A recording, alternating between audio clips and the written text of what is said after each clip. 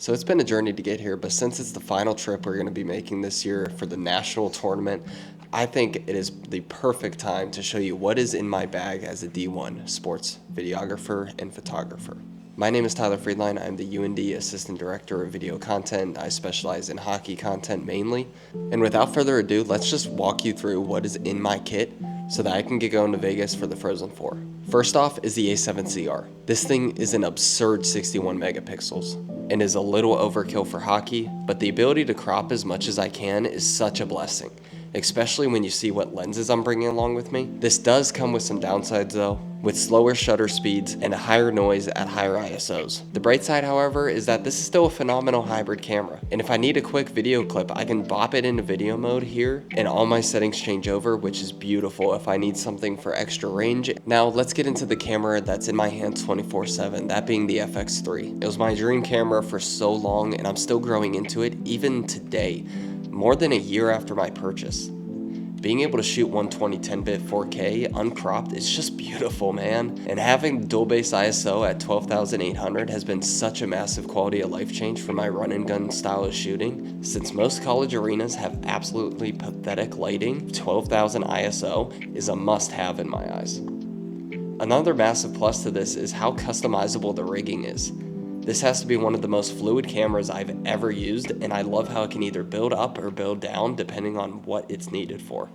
And it fits in my Pelican case without really a thought. Now let's get into the two lenses I use. This is the 16-35 GM and the 70-200 GM. It's a massive range, but this is mainly due to the limited space I have. I would love to have a 24-70 thrown in there, but in the prep stage, I couldn't find a good space for it and I couldn't find a good way to bring it along with me, so I just minimized to having a 16-35 and a 70-200. Having the 70-200 is a must-have for shooting game content. Because I'm a solo shooter, I need to get as high as possible so I can be able to cover both sides of the ice, and this gives me the perfect amount of reach for that. Then we got my pregame and locker room lens. This is the 16-35 GM, and a lot of these places it's very tight in the locker room, and sometimes I even feel like a 16 is not wide enough. But I feel this is a very comfortable mid-range for me to go to for pregame work. 16 millimeters is a decent length, wide enough.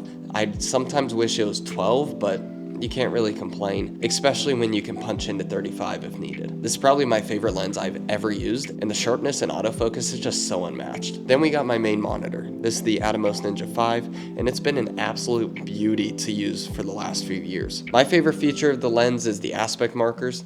Because my content is cropped in so many ways, I need to be actively prepping for it when shooting, so I almost always leave it on either a 2.35 crop or a 4x5, depending on what I'm using it for, and sometimes even a 3x2. It also has internal RAW recording, but I haven't really gotten around to using it yet. Next up, we got all the mounting hardware for my FX3 for when it's rigged out for game day. This includes the top handle, the V-mount battery holder, the monitor holder, and then all the batteries I use. I got a small rig V99, and then I got a couple other Sony batteries. And then of course in the top sleeve is my absolute workhorse that has powered pretty much all of my content since I've started this job, which is the MacBook Pro M4 Pro.